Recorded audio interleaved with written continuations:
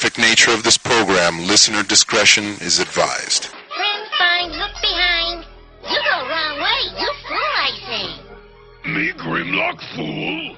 Picture you got, no fool you not. Me Grimlock no like you.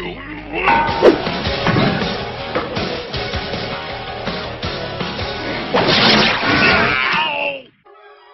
Why boy hit my nose? Mary say find friends today. Me Grimlock say we on our way. Oh my! Hello, my fellow Earthlings. This is Hikaru Sulu. You may remember me as the helmsman for the Starship Enterprise. You know, I don't usually listen to podcasts, but when I do, it's two strangers, one podcast. Chris and Paul make me feel like I have a tribble in my pants. Set phases to sexy. Suck it, Shatner. Well, hello and welcome to Two Strangers, One Podcast. I'm Chris. I'm Paul.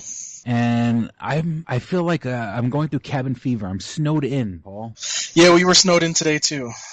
And I was lucky enough, at my job, I finally get 2 days off in a row, which is like unheard of. Mm-hmm. 2 days off in a row. You know, I had a visit with my daughter this morning. And when my daughter came in the morning, when she came around 9:30, it was kind of light and everything like that. By the time she got picked up from her visit, it was 12:30. And I had so many things planned. As I was going to go to the store and I was going to take care of some stuff. And I was just going to, and the funny thing is actually I'm broke, but I was just going to get a few things at the store. And I actually started to drive like 5 blocks, and this was about 12:30 or whatever. I started to drive like 5 blocks, and I said, fuck this, I'm heading back home. It is like ridiculously dangerous outside, and I can wait a day. It's not worth dying for a couple of resistors and stuff like that. Right. Because I wanted to go there. Well, it's probably even worse in the city because they never fucking plow the streets. Yeah. Oh, it's like I would love to find the next person that talks about global warming and I'm gonna slap him in the fucking face. Well, apparently global warming is causing this. Oh, okay. So what, this is like backlash? It's one of those things where, I mean, look, I'm not trying to say people are alarmist and everything like that. I do believe that there is some sort of funky global warming. We can't be doing what we're doing on this planet and not having some sort of ramifications or stuff like that. But, it's not like we're going to wake up tomorrow and the freaking ozone layer, we're going to see stuff slowly die out first. We'll see that wave coming, when the next tsunami hits, we'll have plenty of time to kind of know that the world's going to hell. It's not like we're going to wake up tomorrow and there's going to be, tsunami hits, Brooklyn or something like that, Yeah, I don't know. I don't think global warming is causing all this shit, but you never know. But then again, I mean, shit, we've been around for, we've only been, George Carlin did this great bit where he's like, we've only been doing heavy industry for like the past, 200-300 years, and we think we're a threat.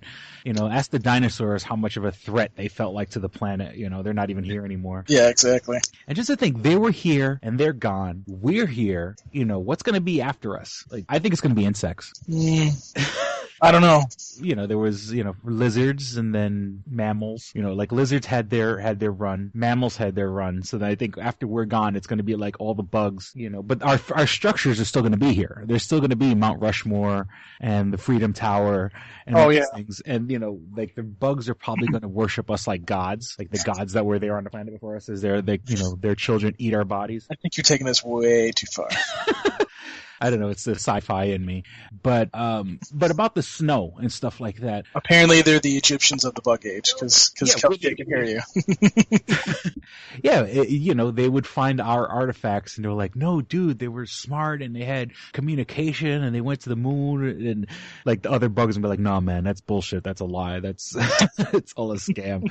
We're like there'd be like creationist bugs and you're like, no, really, no, they could talk. Okay, wait, you're taking this way too far, dude. Wait, this must be the cabin fever. It's okay. I forgive you. Well, I'm pretty sure there were dinosaurs. They were saying, what? Yeah, sure. A giant comet's going to come and destroy all of us. Okay, sure. Okay. Or maybe they're going, duh, need to get food. Need to kill. Yeah, exactly. But I mean, that kind of like, that's all over the place. I just think it's a horrible way to, like, when you have this crazy snow and you always love to, whenever the weather gets like this, they talk about, old people that die of freaking heart attacks from shoveling their driveway, or, knuckleheads on the road getting T-boned, and, people that are dying in ridiculous car accidents, and, for all the ways that I want to go, or not that I want to go, and I don't want to go. I want to stick around as long as I can. That being said, if I'm like to die because it's a snowy day, like to die because some asshole doesn't know how to drive in the snow and kills you, or to die because you're freaking shoveling your driveway. Yeah. Like I don't want to die because it's bad weather. Well, it happens all the time, dude, unfortunately. If it's something awesome like a tsunami, okay, that's cool. If you die in an earthquake, that's cool. A freaking volcano comes out in Rochester, that's cool. I don't want to die because we got a couple inches of, it's like such a wimpy way to die. Like, if you do believe in an afterlife, you're in heaven and you're like, what happened? Oh, I was shoveling my driveway and had a heart attack. Oh, God. Yeah, that'd be kind of fucked up to have to tell people. Yeah, I want a cool story, like, yeah, I was, I could bring this all around to everything. I was shooting heroin directly into my heart, and that's how I died. Speaking of, yes, Rochester native, or should we say Fairport native? Because Fairport native. Because people who live just outside of Rochester, who come into Rochester and do stuff, and then go back to their suburbs, don't like to acknowledge as Rochester. Fairport is more of like a country town, kind of. So, yeah, I guess you could say that. Yeah. But I really feel bad for his mother, because his mother actually, when I used to work at Pittsford Cinema, she used to come in there all the time and watch movies. And a matter of fact, he actually came in there one time and watched a movie with her. Okay, well, just so people know who we're talking about, Philip Seymour Hoffman, yeah. I'm gonna bring up his IMDb real quick. But I guess it's funny, I know we talk a lot about like Family Guy and stuff like that, and every time I think of Philip Seymour Hoffman, I think of the episode where they like replaced Family Guy with, it was supposed to be like a reality show. Right. And then Meg goes, "Oh, you're the fat guy from Boogie Nights." Which was, it's supposed to be like Philip Seymour Hoffman was playing Chris Griffin when they recast the reality show. Right. So, it's sad, when you first make your, don't get me wrong. I mean, people know his name. The fact that we're even talking about him right now, people know his name. But then you go, oh, the fat guy from Boogie Nights. The fat guy from Boogie Nights. Wow. But I'm on his IMDb page now. The latest, I guess the drug dealers that sold him whatever he was taking basically are been arrested, I guess. Yeah, they haven't officially, as of right now. We're recording this Wednesday night. Yeah. As of right now, they haven't charged him with the murder, but they said he had 70 to 80 bags of heroin in his house. Jesus. And I've been around people that do heroin, and don't get me wrong, 80 bags of heroin is, even in a hardcore, a hardcore user would use, 4 to 10 bags a day. So, I mean, that's like a week's worth, what I'm saying? Like nobody can use 80 bags of heroin. You know what I'm saying? That's like a week's supply. Not to mention on top of, they said, various, quote unquote, various prescription medications. So it was probably like, it was very likely, and this is just totally me speculating, like narcotics, oxycodone and Oxycontin and all those, I can't believe all the names of those, narcotics, basically stuff that kind of makes you kind of just fall back. Now, have you ever gone for surgery or anything like that in the hospital? The only thing that I've ever had, like, surgery-wise, is I've had my wisdom teeth out, and that's the closest I've gotten to, like, any kind of surgery whatsoever. I mean, the reason I ask is, have you ever been given morphine or something like that? Narcotic to that effect, or I mean, I've had, what is it what is it called that they numb your gums with? That's about it, really. Oh, no, that's like lidocaine. Novocaine, that's Novocaine. Yeah, that's just, but, now, I had surgery back in 2006 when I had my gastric bypass surgery, and they had me tied up to a machine that was a morphine drip. It was basically every 10 minutes for the pain, you can hit the button and it would kind of like, it did, I could like, and I've heard, and I've known people that are heroin users that say, like the heroin gives you like this warm sensation. It makes you feel like you're falling backwards away from the light. And let me tell you, I can see how somebody gets addicted to that. I mean, it's a shame and it's sad. sad, and it's, when you hear about, the stories like this, that, here's a guy with so much promise or whatever, throwing his fucking life away. And if I understand correctly, he was clean for like 20 something years. He was like clean for 22 years and just started like slipping like a couple of months ago. Like he had a problem like 20 some odd years ago. Yeah. And apparently, like, a couple things that are weird about this whole situation. First of all, somebody put out on Twitter in January that he was going to die. It was like a hoax, and that he dead. So whoever put that out, you better hope that we don't find you, because you're a fucking idiot, and I probably will punch you in the face. But then number two, like, apparently, because I was hearing, you hear all these things on the TV about, what happened, and apparently I guess, what was it? His friend said that they told him, or that he told them that he was probably going to die soon. Mm-hmm. So it's kind of like, And fat people and heroin is not a good combination. Like it just reminds me of like John Belushi, Chris Farley, but when I was in surgery, let me tell you, when I was in recovery from the surgery, I was looking at the clock. I was waiting for that 10 minutes to count down so I could hit the button again, so like the part of me, I mean, of course, parts of me, sometimes I could get rude and nasty and mean. And like I said, I know people that have had substance abuse problems and, and I was, fucking junkie piece of shit or whatever. But it is a horrible, horrible thing, when your body gets used to that kind of, dependence and stuff like that. And once again, I could see, I had a taste of it, of course, what's 1 week in a hospital as opposed to like, a lifetime of addiction and stuff like that. But it was pretty, just getting a taste lets you understand the bigger picture. Like, oh, I could see why somebody fucking, wants to put this stuff in their body. And of course, it's always indicative of something bigger. It's always, one problem is because of something else. No one starts heroin on prom night, So, he was in, Talented Mr. Ripley. I loved 25th Hour. Did you ever see that with, trying to say. It was, shit, I can't believe I have to look up the guy's name. Edward Norton. And it was basically, he had 1 day left before he was going back into jail. He was going to jail or whatever. And he had like 1 day left. And part of the day was he was hanging out with his friend, which is played by Philip Seymour Hoffman, who in the movie was a school teacher and like a high school teacher. And they went out to a club where basically he was a high school teacher that was banging one of his students. And this is the actor was Philip Seymour Hoffman, and the actress was Anna Paquin, the girl who plays Rogue in the movies, or Sookie Stackhouse from the True Blood series. And and it was directed by Spike Lee, so it was a pretty deep movie where, and then like you see him being, Philip Seymour Hoffman as like a guy who, this girl kind of like giggling, bringing him to the club and stuff like that. And, wanted to get drunk and stuff like that. And, like this little seductress or whatever. And it was real, like, it really kind of like, it was really fucked up, but, deep at the same time. So he was also, I mean, on a lighter note, he was in Along Came Polly when he was with oh my God, I forgot that guy's name. Why am I so bad at remembering names? And I don't know.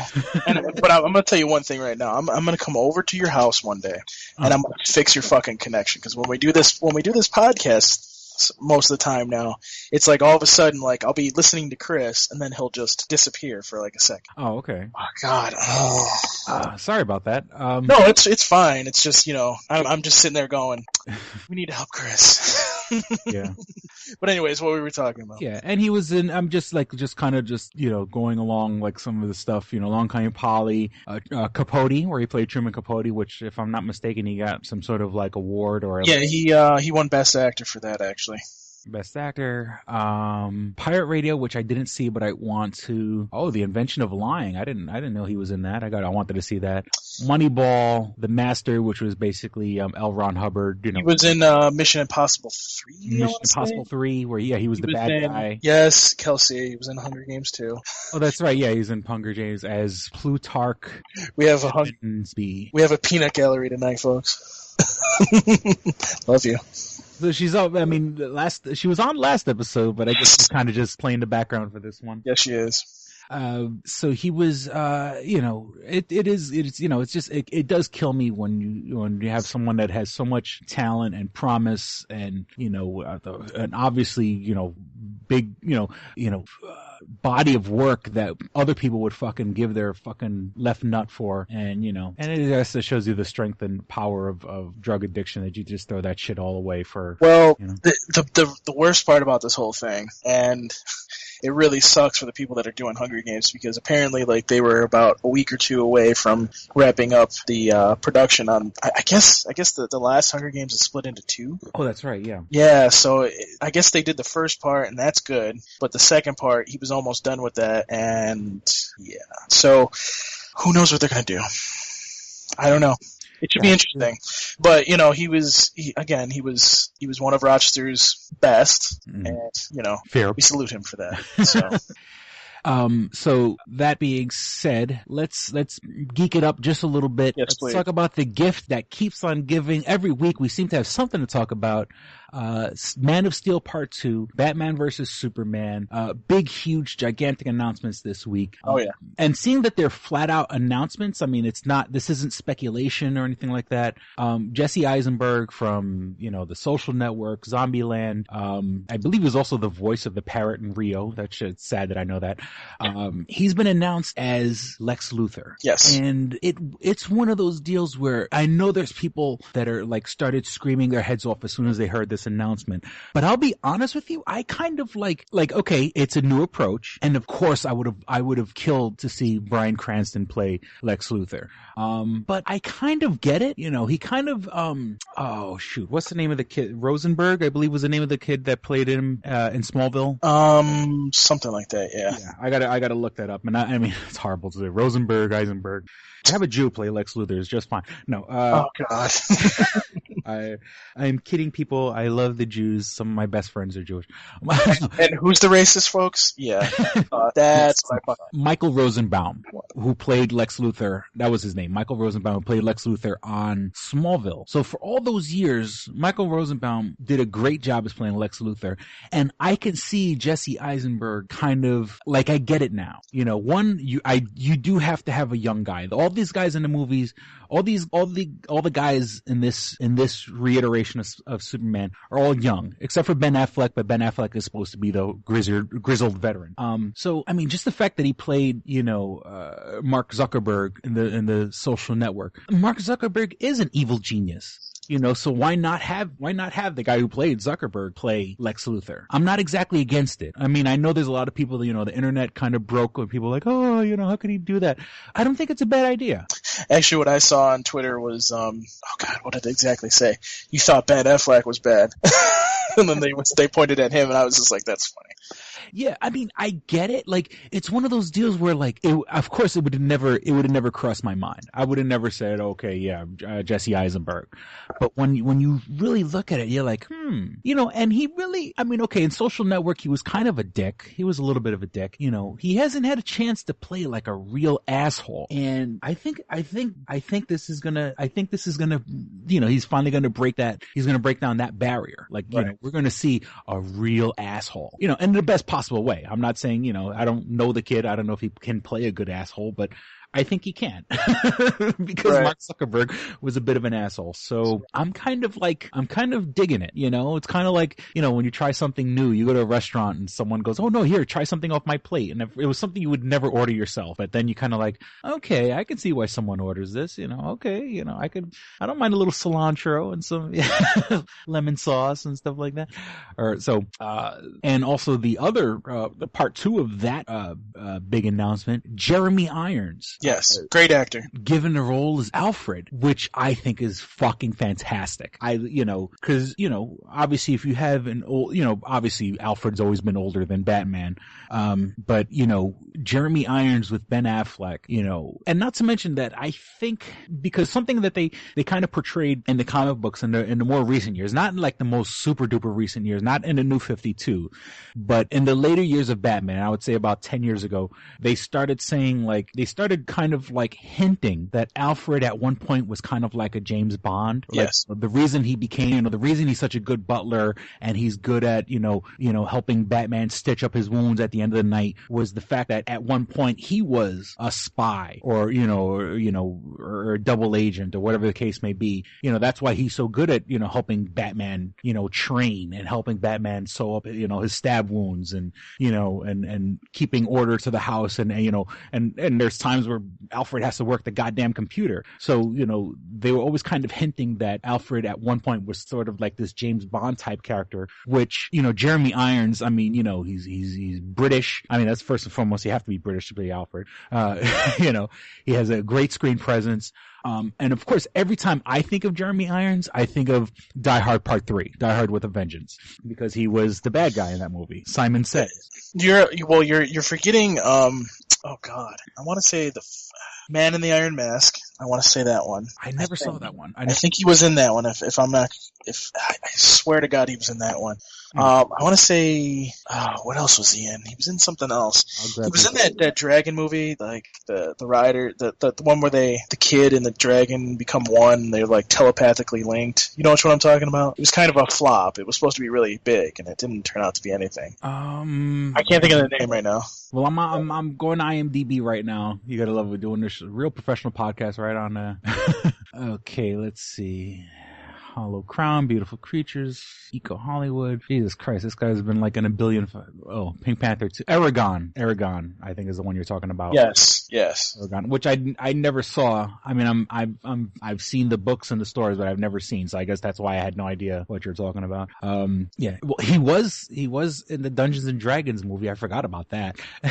That horrible piece of shit of a movie. But it wasn't his fault. He was in the remake of Lolita. An older guy falling in love with a young girl. Holy shit, I did not realize he was the voice of Scar in The Lion King. Yes, he was. Yes, I did not know that. Holy shit. I remember that now. Kafka. Wow. So he was in Moonlighting? Or is that I don't know. Well, that being said, Jeremy Irons, great actor. Like I said, me being the nerd that I am, I know him mostly from Die Hard 3 with a Vengeance. Die Hard with a Vengeance is the bad guy, Simon, who was the cousin of the bad guy in Part 1, which is the reason he was being the bad guy was because he was avenging his cousin's death. But that being said, I think it's a great idea that he's playing Alfred. And, once again, this Batman Superman movie is the gift that keeps on giving, because not only do we have those two announcements, something that we were talking right before the episode, and you didn't even know this, Gal Gadot, who has earlier been announced to be Wonder Woman in the Batman versus Superman movie, has now signed on officially for a 3-movie contract. Ugh. So did you just say? Here's what my problem is with that, Chris. Though my biggest problem is that when things like that happen, before you even have like the actress or actor established in that role, what happens if this person's shitty in the role? You know what I mean? Like if you get a lot of fucking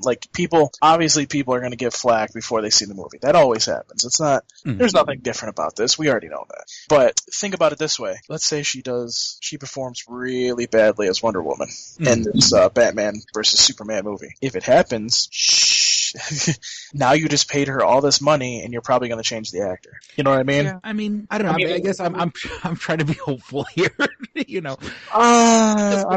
that says to me is, okay, 3-movie contract. Okay, Batman versus Superman. That's already out of the gate. Justice League, which is what we're all kind of holding our breath for. And then of course just a straight up Wonder Woman movie. Those are the 3 movies right there. To me, when they say 3-movie contract, that automatically shoots to those 3 movies. Batman vs. Superman, Justice League, and a standalone Wonder Woman movie. Well, yeah. Obviously that makes sense. But then, the more and more we look at this Batman vs. Superman movie, it looks like the Justice League. So let's see what happens first, because this could turn into a Justice League movie. Yeah.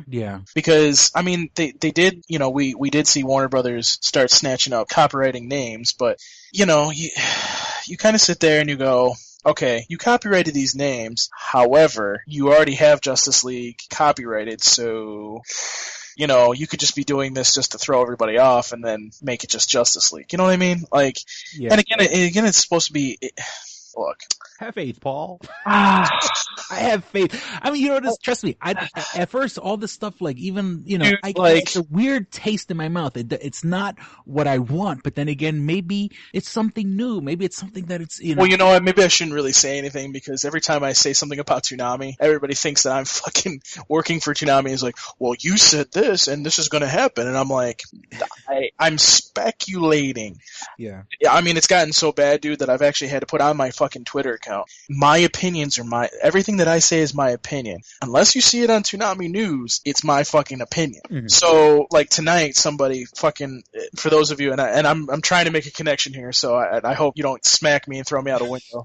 But, today they announced that there's going to be another immersion event called Intruder 2, Part 2. If those of you that have followed Toonami since its early days, Intruder came in and killed Tom 1, and Tom 2 was born, and so was Steve Bloom as Tom. And the one thing I went yes, but then the immediate thing that I said on Twitter was, oh no, Steve might be gone. Because naturally, when you see Immersion Event 2 and it says Intruder 2, the first thing you're going to say is what? Steve's probably gone. Yeah. Kill off this Tom, there's going to be a new Tom, and it's going to have a new voice. That's going to be natural. Now, I never fucking said that Tom was going, that Steve, I should say Steve, who voices Tom, was going away. Mm. But when you see something pop up like that, naturally you have to say that. And as a Toonami faithful that likes Steve Bloom, you like Steve Bloom in Megas XLR, right? Yeah, no, I love Steve Bloom. I mean, and I totally agree with you that if Steve Bloom goes and he's no longer the voice of Tom on the Toonami, it's going to be a swift kick in the ass. Toonami's going to go downhill immediately if he's not there. But what I'm trying to say is like I try to, I try to say things like, for example, Justice League, I don't really like what's going on because I think it's going to turn out to be terrible. These are just my opinions, I'm not trying to sit here and make like, oh, okay, well, Justice League's gonna really suck, Well, say that it sucks, because if you're wrong, then that means it's gonna be awesome. So yeah, go on. Keep saying it's gonna suck.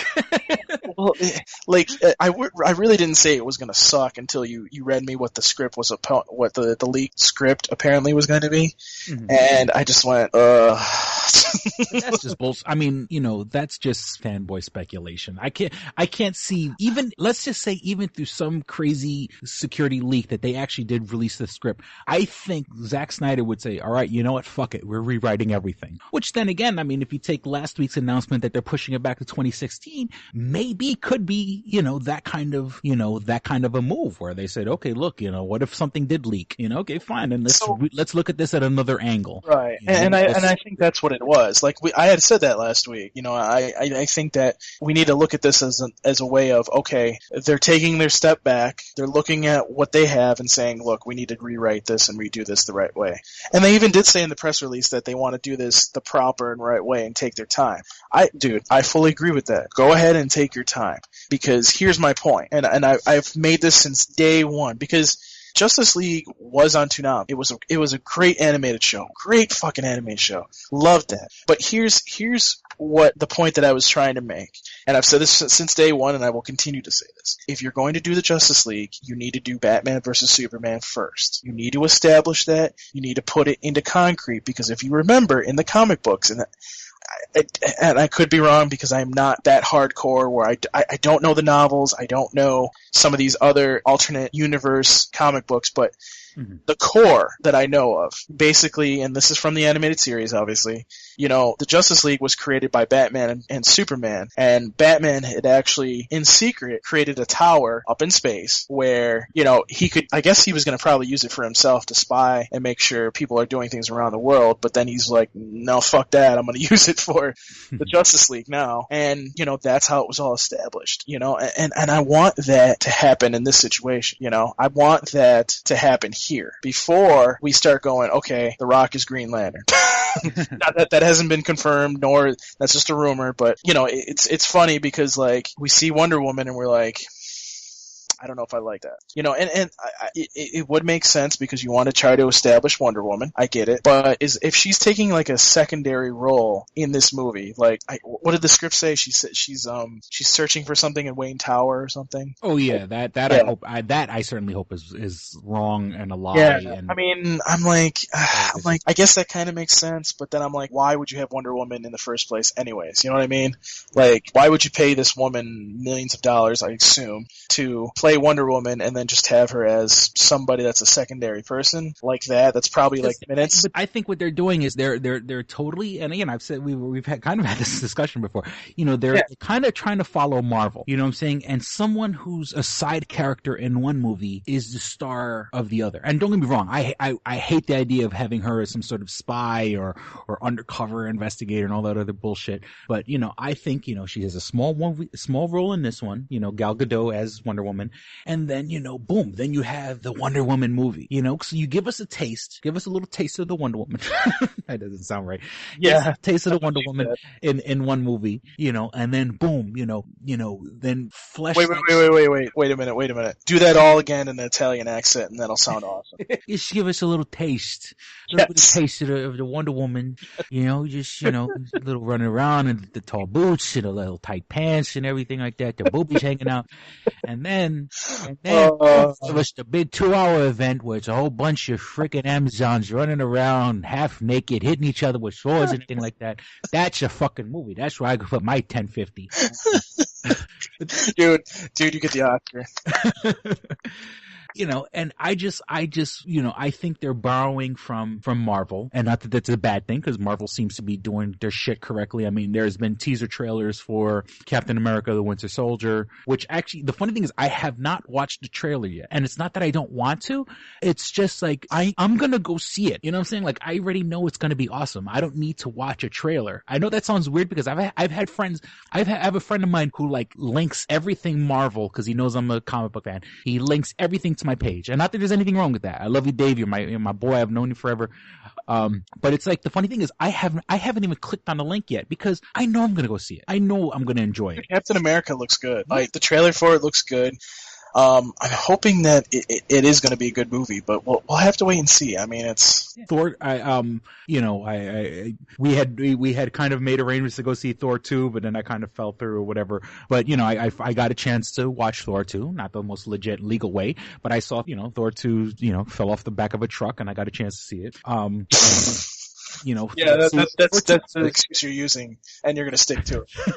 I mean, I'm not going to lie, not the best of all the Marvel movies, but a good solid continuation of that mythos. Right. And even I've just started getting into Agents of S.H.I.E.L.D. Once again, through the glory of the internet, I'm able to watch segue into these episodes. But that being said, it's like they are weaving this universe together. And what I do like about the Agents of S.H.I.E.L.D., and this isn't really a spoiler because the commercial kind of spoiled it for me, but like, there's an episode that has Samuel L. Jackson in it. Even though it's supposed to be just like this TV show and it's supposed to totally be like not separate from the movies, but I mean, just the fact that they brought in Samuel L. Jackson, who's in his full, Nick Fury getup, it shows that this stuff ties in. And if I'm not mistaken, I think even one of the guys from the TV show is in the Captain America movie. Like, they bring him into the Captain America. So they're tying this all together. So, to kind of bring it back to the DC thing, also kind of segueing into the next thing is, DC, I think, they're weaving this tapestry.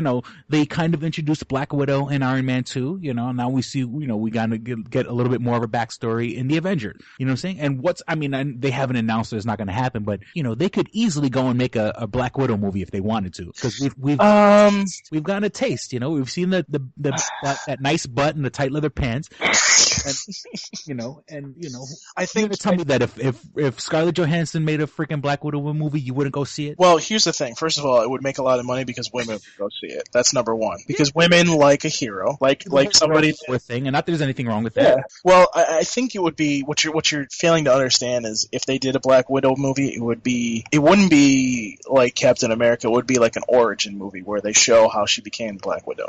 That's what I think, at least. It would make sense that way because it's just like, she's kind of like one of the main characters of S.H.I.E.L.D., so it kind of doesn't make sense for her to just go, okay, I'm just gonna have my own movie. Let's do an origin movie first, and then do yours. Same thing with, oh god, what is his name? I want to say Black Arrow? Oh god. You mean Hawkeye? Hawkeye, yeah. Where did I get Black Arrow from? What the fuck am I saying? There's Green Arrow, and I don't know, Black Arrow sounds like a 70s character that they try to... Yeah, I think there was a 70s character, actually, yeah. It's like, they try to bring in like a black audience, like, this is Black Arrow. Yo, man, I got a fucking arrow. I'll bust the arrow up in that ass. I got a stick, motherfucker. I don't know, I'm kind of tired, so I have to apologize. I just got done with doing the interview with Monica Rial, so... Yeah, Monica Rial from, like a billion... animes, billions and billions of anime. She, let's see. Space Dandy. That blows my fucking mind. She did an episode of Space Dandy. She's in Soul Eater. She's the, for those of you that do watch Soul Eater, she is the, she's Black Star's, Meister or weapon. So, she turns into like a sword too. She's got, it's kind of weird with his weapon now. Mm-hmm. So she's writing episodes, she's directing episodes, and she's a voice actor. So she's like a fucking triple threat. Which I guess, shameless plug, you can find on the Toonami Faithful podcast. I don't know when this episode comes out or when that episode comes out, but look it up, or if not, anticipate it coming out soon. I think we should take a quick break. That's what she said. We'll be back with more dick and fart jokes. Happy. This episode of Two Strangers, One Podcast is brought to you by Comics Etc. 1115 East Main and North Goodman at the Hungerford Building, door number 8. Find out more information at comicsetc.biz or like them on Facebook at facebook.com/comicsetc1. Click and Hit, enhancing the experience for all recreational smokers. Click and Hit is a one-handed portable vaporizer. This smoking pipe has a compact 4-stage design, complete with a built-in, windproof, butane refillable torch lighter. The large burn chamber holds your stash of legal herb or pipe tobacco. Click the button to ignite and inhale as usual. When you are done, put it back in your pocket for later. Smoke anytime with the touch of a button. No more carrying around grinders and tins. Pipe, rolling papers, and even your lighter at home. The Click and Hit cordless vaporizer is no bigger than a normal cigar, making it the world's smallest and most discreet vaporizer. It's perfect for use in small places or shared rooms. It's efficient, getting 5 to 8 draws from your packed chamber. It's affordable at just $19.95 each. Buy 3 and the shipping is free. Buy 4 and you get the 5th one free. Visit www.click-hit.com. That's clickandhit.com. And now for listeners of Two Strangers, One Podcast, you can use promo code STRANGERS and receive 10% off your purchase at clickandhit.com. That's promo code STRANGERS for 10% off your purchase. And we're back. Speaking of commercials, I guess, since we just had our commercials, once again, as we always say every episode, we were talking before the show. You didn't watch the Super Bowl. No, I had to work at my job, and I was glad I worked at my job that night. Holy fuck. I'm not a sports fan, never claimed to be. You know what? Wait a minute. I need to fucking go off on this. This was the thing I was thinking about going off on. I'm taking my ring off because I'm so pissed off about the fucking Super Bowl. Okay, so I don't know about anybody else out there, but I really fucking think that either the Super Bowl was rigged. Somebody, like, the Broncos didn't want to win for Peyton because he was a prima donna and told everybody to go fuck off. Because, that could happen. I mean, it's, something happened. Or, like, the fucking Seahawks literally stole their playbook. Because it's like, 43-8. I mean, dude, like, at the Super Bowl. If you think intelligently on this, 1 + 1 = 2. There's something wrong. I mean, the Patriots had that controversy a couple years ago where they were kind of reading lips and spying on other teams. I don't know if they're reading lips or they had like those microphones that pick up people speaking from far away or something like that. But they were doing all types of shady shit. Oh yeah, and that's why I sit there and I bring this up. And it's kind of funny because there was actually a Facebook thing out there that said, God, I'm trying to think here. It basically said that the Seahawks paid off the Broncos. It was a fake article, apparently, from a website that creates these fake articles so people will follow them and everything. Oh, one of those. Okay, yeah. Yeah, basically they said, like, this referee said, and Roger Goodell said this, and, I mean, it was completely fake, but I was sitting there, I was reading that, and I was like, I almost thought it was real. I was like, oh, fuck, I was gonna be vindicated. Fuck yes. And then then I read this, and I was just like, fuck. Well, I mean, I am not a football fan in any way, shape, or form, but wasn't there, like, when the Broncos won the game that got them into position to take them to the Super Bowl, if I understand correctly, a lot of people were complaining about the refs doing, like, very, very controversial calls that were in favor of the Broncos. Am I understanding that correctly, or is that... I think that was the Patriots game, actually, you're thinking about. The Patriots got in to, I think it was the Broncos game, but I think it was mostly like the Broncos were getting fucked over basically by the refs because they were favoring Patriots. It's really weird. Like these refs always seem to like favor the Patriots. Mm-hmm. But they ended up winning the game. So I mean. Yeah, I don't know. I wouldn't be surprised in a day and age where like baseball players are taking steroids and you know, not to mention, I mean, even if not steroids, human growth hormone and doing all this other stuff to cheat, and the Patriots straight up got caught, you know, lip reading or using microphones to pick up people. I mean, the fact that you paid off referees, it doesn't surprise me. You know, like maybe 10 years down the line, we're gonna find out that this was all fucking rigged or something like that. It wouldn't surprise me at all. That's what I'm thinking. Like let's face facts. Okay, fake article or not, I guarantee you the NFL is investigating because you just had the shittiest fucking Super Bowl of all. And here's the thing that you have to understand. You have advertisers that are probably yelling at, I think it was on Fox, right? Yes. They're yelling at Fox to get money back right now. I can guarantee you that right now because the game was so shitty, and I'm guaranteeing you the ratings were probably not as high. Number two, what else was thinking? I'm pretty sure the later commercials probably, like the guys who had commercials later on. I'd be like, I need to have $500,000 back at least, buddy. Number two, anybody that was at that Super Bowl that paid money basically is probably asking for their money back. I mean, dude, like.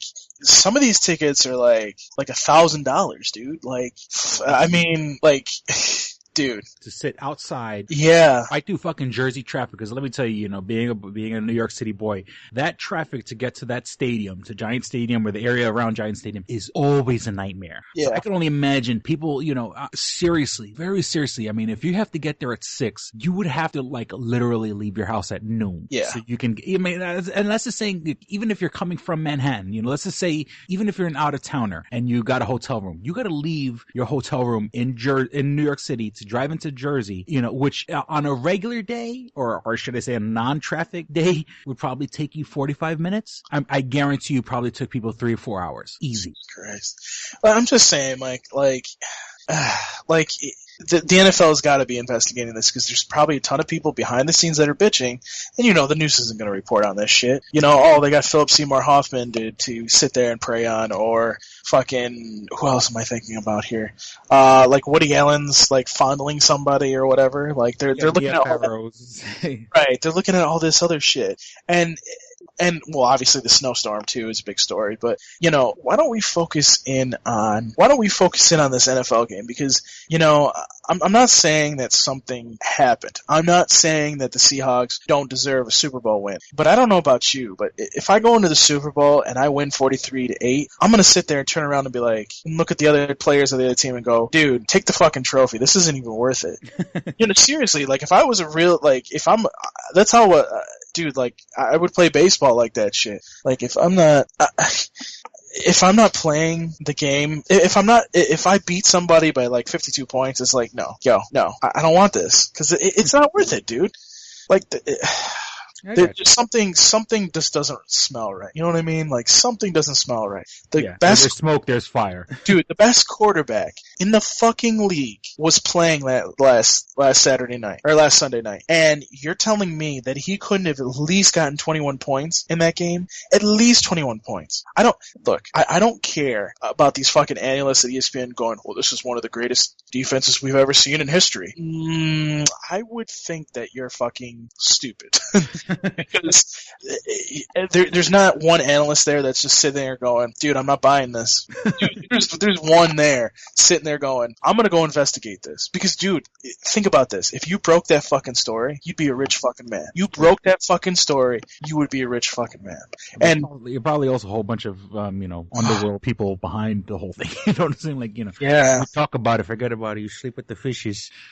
Dude, like, something's not right about this game. And I'm just, maybe I'm the only stupid asshole that's saying this shit, but, and dude. It took place in Jersey? I mean, not for nothing. I mean, just for, because The Sopranos, I know The Sopranos is obviously it's a fake TV show, but it's kind of, it's based on real locations, stuff like that. And The Sopranos was filmed in a place called Fair Lawn, New Jersey. Fair Lawn to where Giant Stadium is probably a 20-minute drive. I'm not saying anything, but that's a pretty connected part of Jersey.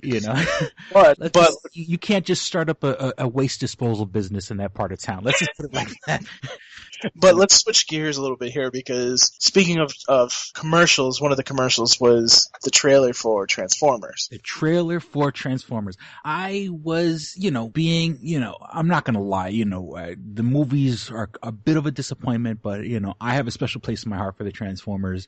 And we finally got a little sneak peek at the Dinobots in the new Transformer Age of Extinction, which they totally just brought out the name just so they can use it as an excuse to bring in the the Dinobots into it. I'm fucking excited. It looks good. It does look good, and the one thing.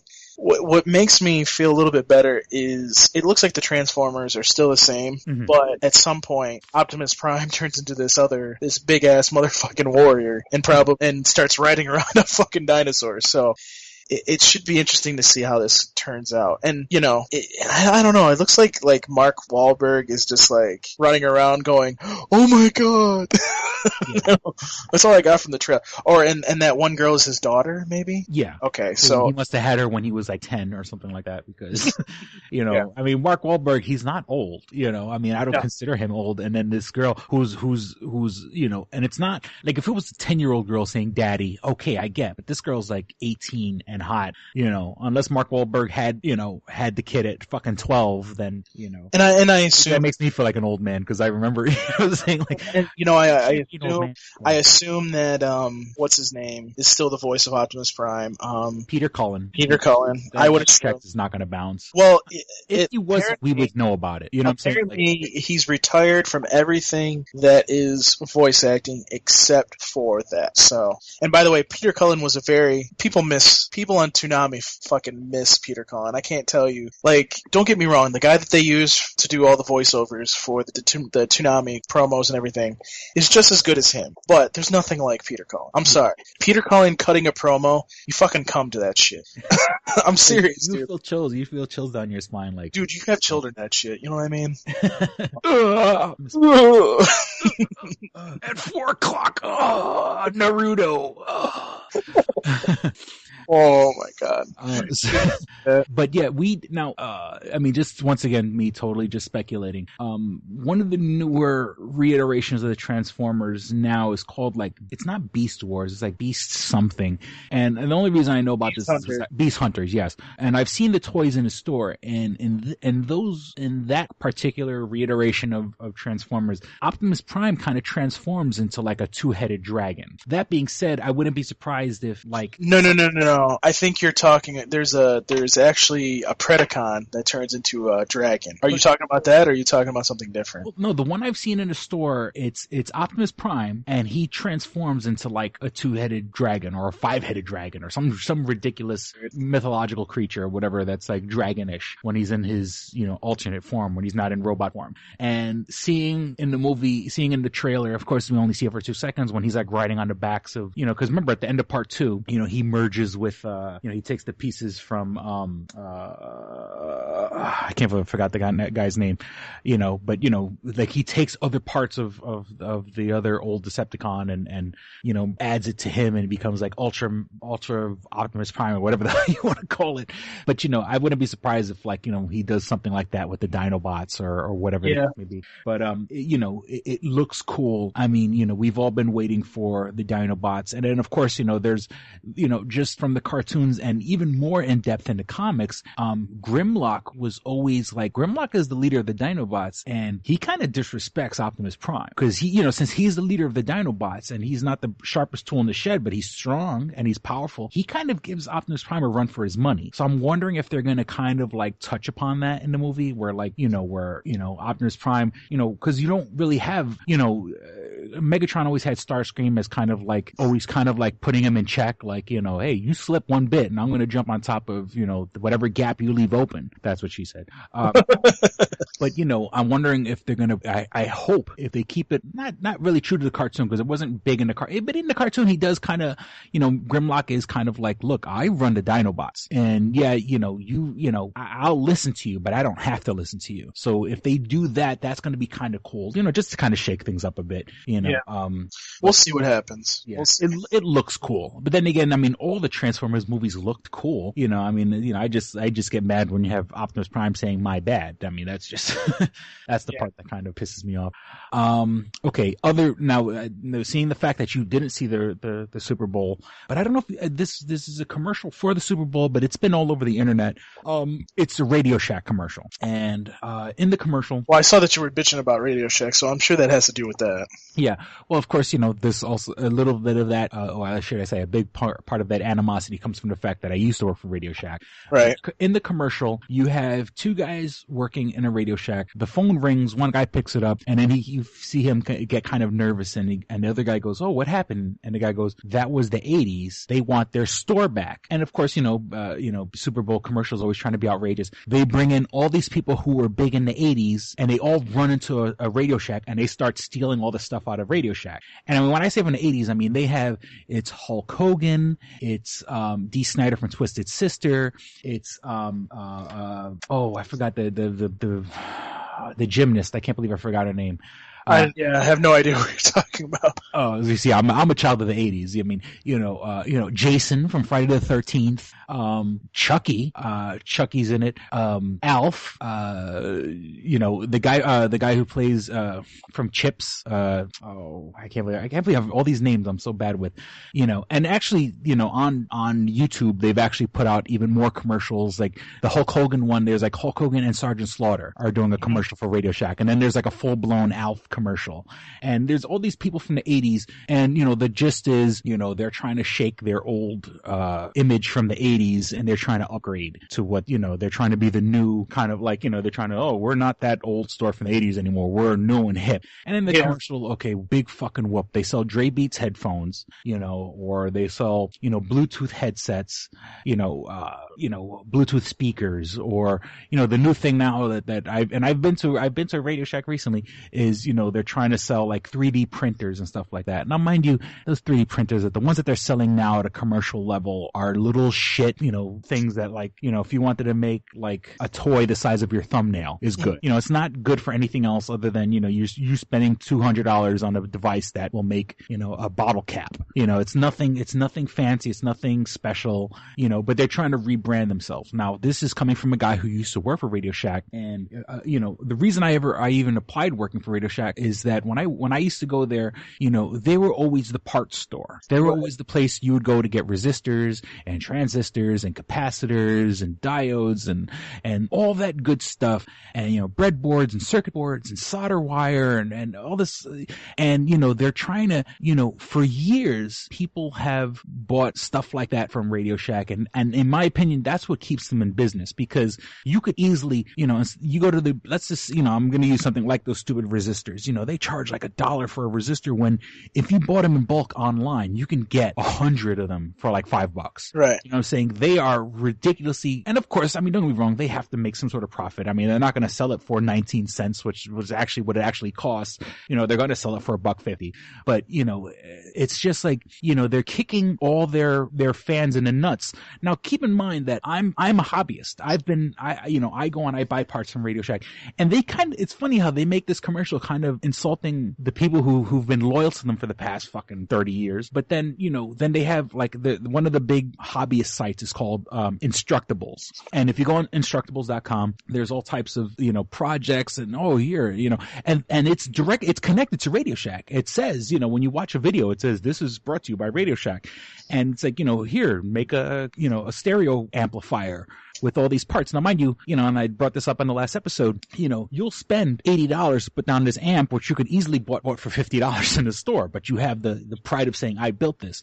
And, them trying to they're casting off all the people who, in my opinion, have kept them in business for years, by trying to rebrand themselves and big fucking whoop that you sell Dre Beat headphones. And, also the big, when I used to work there, the big, push was to have them sell cell phones. There is big money to be made in cell phones, but, at the, they're doing it at the expense of the people who've been loyal to them right. these years. And I feel like I'm kicked in the nuts, being a person who used to shop there and being a person who worked there. And actually, I was fired from Radio Shack because my cell phone sales weren't great.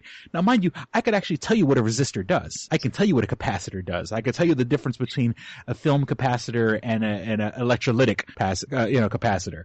I could tell you why we would need a 50K ohm resistor as opposed to a 10K ohm resistor.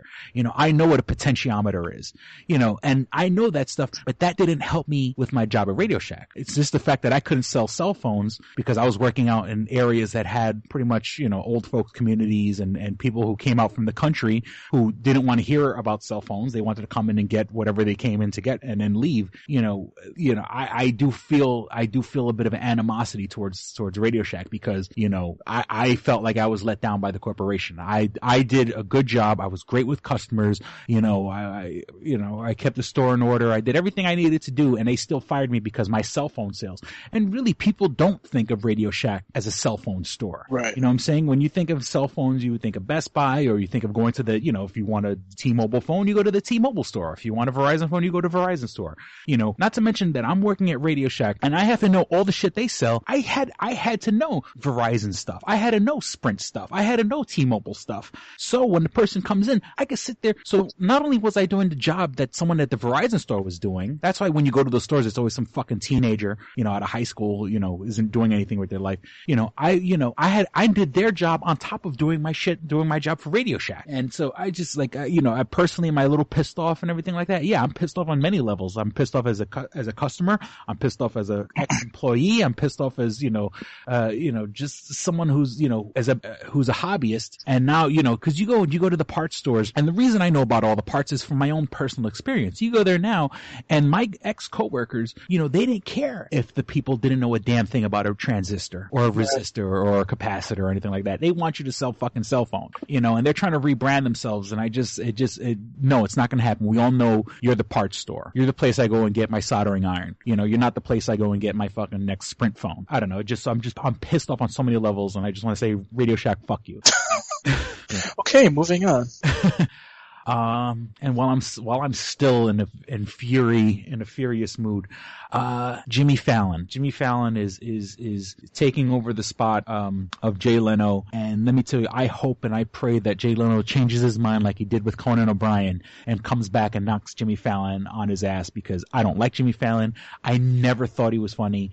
I didn't find his new show particularly entertaining. He sucks the ass of Justin Timberlake. If you notice, he does everything he can to sing. He always tries to get on stage and sing along with the people that are his guests, and what really pissed me off is back when they were doing the benefit for Superstorm Sandy, that he's on stage with Steven Tyler of Aerosmith and Bruce Springsteen, mind you, and this, you could look this up on YouTube. He's on stage with Bruce Springsteen and Steven Tyler, and he almost pushes Steven Tyler out of the way to sing into the microphone. Like when people share a microphone, like Bruce Springsteen does all the time, that he shares a microphone, and Jimmy Fallon's actually standing in the way of Steven Tyler trying to get to the microphone when, Steven Tyler is the professional vocalist. Steven Tyler's been doing this since Jimmy Fallon was fucking 5 years old. Right. And who the hell does he think he is? What I'm saying? You're not a good musician. You're not a funny comedian. You weren't even good on Saturday Night Live because,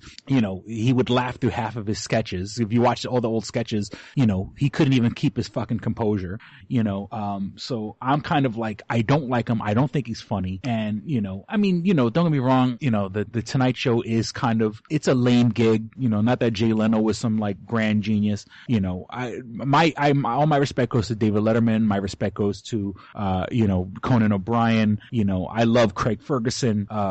Even the guy now that's taking over Jimmy Fallon's old spot, the old writer for Saturday Night Live. He's a great writer. He's a funny guy. You know what I'm saying? Jimmy Fallon was never funny. And then I was funny because I made a rant about this about 2 weeks ago, and I totally forgot about it last episode. Was that on top of everything else? Anyone who listens to this show knows that I'm not a Boston fan. I'm not a Boston Red Sox fan. Is that Jimmy Fallon did that stupid movie with Drew Barrymore about the Boston Red Sox winning the World Series. So on top of everything else, he's a Boston asshole. He's a masshole.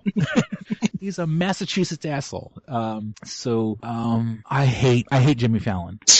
And no, we couldn't tell. We couldn't tell. And I just, the fact, I never watched the Tonight Show anyway. Jay Leno was a bit of a dick too. Jay Leno fucked over David Letterman when it came to getting that job after Johnny Carson. And then he fucked over Conan O'Brien, when he decided to come back. So, it's not like I was watching Jay Leno and now I'm pissed off that Jimmy Fallon. I never watched the show anyway, because when I am watching TV, I would rather watch David Letterman than watch Jay Leno anyway. So it's not like I'm changing, my whole life, when it comes to that show, but I don't like Jimmy Fallon, and, he could fucking choke on a chicken bone for all I care.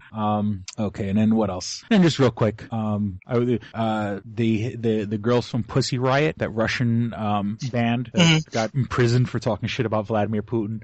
They were on the not the Daily Show, the Colbert Report, and it was an interesting interview. They're kind of cute, but I don't know. It's just that Russian accent. Every time I hear them speak, I just want to say moose and squirrel. Oh my god. And it's gonna. Let me tell you.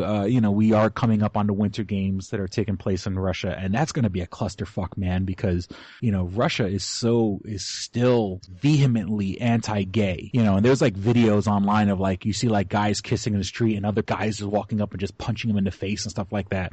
And you got all these gay athletes that are like protesting and that's going to be a clusterfuck. Who the fuck decided to have the fucking Olympics in Russia, man? Those people need to, I know I'm closed-minded at times, but holy shit, Yeah, they're closed-minded, all right, yeah. And so that's going to be, and I hope nothing bad happens. It's funny, I don't mind if shit happens in Boston, you can blow up Boston, but don't. Oh God. Don't blow up Russia, even though they're fucking, horribly and, not progressive there. So I just wanted is there anything else you wanted to hit up before we get? No, I've said everything I want. All right. So, that being said, please visit 2s1p.com where you can find everything show related. You can find links to my eBay page when I decide to ever get it back up and running again. You can find links from my book, Double Jackpot, or you can just go directly to doublejackpot.us and you can purchase a copy for just $15, or you can purchase a digital copy for just $5, which you'll hear the commercial with Kevin Smith in a moment. You can follow us on Facebook at facebook.com/2strangers1podcast. That's all spelled out. Even if you can't afford anything on eBay and you can't buy my book and you're broke, it takes 2 seconds to share us, like the episode that you're listening to, because then that goes up on your timeline. And, everyone's on Facebook recently with their 10-year anniversary Facebook movie thing that's going on right now. So even if you can't give us a dime, if you could take 2 seconds of your time and share us and like us on Facebook, tell your friends, listen to this. And follow us on Twitter. What was that? Or follow us on Twitter at Stranger Podcast, the little @ symbol. What do they call that again? I always forget what they call that. At Stranger Podcast? At Stranger, no, but the A in a circle, that stands for @. Yeah. Which I think takes longer to draw than actually spelling out the word @. It's not really whoever developed that a long time ago, it's not really saving time. You can follow us on Twitter. If you have an iPhone, iPad, iPod, maybe you're listening to us for the first time because a wonderful friend of yours shared our episode on Facebook. If you want to subscribe to us and you have an iPhone, iPad, iPod, you can find us in the iTunes store. Yes, iTunes, the people that brought to you Apple products, we're on their great, wonderful network. Just go to the podcast section of the iTunes store, the upper right corner. You click podcasts, you search for 2 Strangers 1 Podcast. You see our beautiful red, white, and blue logo, and you could download every single episode. This is like episode 142. So you can spend the next 142 hours of your life listening to every episode of 2 Strangers 1 Podcast. And I would love that. That'd be great. That'd be awesome. And if you don't have an iPhone, iPad, iPod, and you have an Android device, you can find us on the Stitcher app. That's STITCHER. The Stitcher app, you can find every podcast worth listening to. Chris Hardwick's The Nerdist, Kevin Smith's Smodcast, NPR, Adam Carolla. Every podcast worth listening to is on the Stitcher app. Of course, also on iTunes. But not a single podcast. Podcast. And of course, the Tsunami Faithful Podcast. And I believe I've said everything I need to say, so I acquiesce the floor to you, sir. Okay. Well, you can find me at Paul Pascrillo on Twitter. My last name is spelled Pescrillo. You can also find me on Tumblr. You can come tumble with me. It's paulpascrillo.tumblr.com. And, just make sure you follow us at geekyinc.com. We're going to be doing some more reviews and some more Nerdcore stuff, so keep an eye out for that. So, and also go out and buy Nerdcore Absolution Volume 2 because, well, it's awesome. Nerdcore Absolution, people. Pick it up. Yes. Spend your hard-earned money and support artists, local artists, up-and-coming artists. Get a chance to say you heard them before, they hit the big time. Imagine if someone said, hey, I was listening to Kanye West before, the whole world knew who they were. Right. Or Pharrell or any of those other Jay-Z, what I'm saying is this, listen to these guys, catch the rising star, I guess, before they, you can say you heard them first and have proof and say, look, I have the CD right here. I knew them before they were famous. Right. Support independent music, goddammit. Yes. So that being said, we certainly hope you guys enjoyed listening and had as much fun as we did recording. Thank you for listening to Two Strangers One Podcast. I'm Chris. I'm Paul. Don't be a stranger. Peace. We're out. Bye. You should be fapping. You should be fapping. All right, here we go, man. Go ahead. You want to read Double it? Jackpot. What is it? It is a self-published book by Christopher Cologne. Chris Cologne smells good to me. But Look at her. That broke that fucking cold little exterior. He's like, hee. But it is spelled Colon. Him punny. But Double Jackpot is a book about a comic book artist, Eric, who is in a loveless relationship with a materialistic I feel you, Eric. Lynette. Oh, fucking. Are you sure I didn't write this?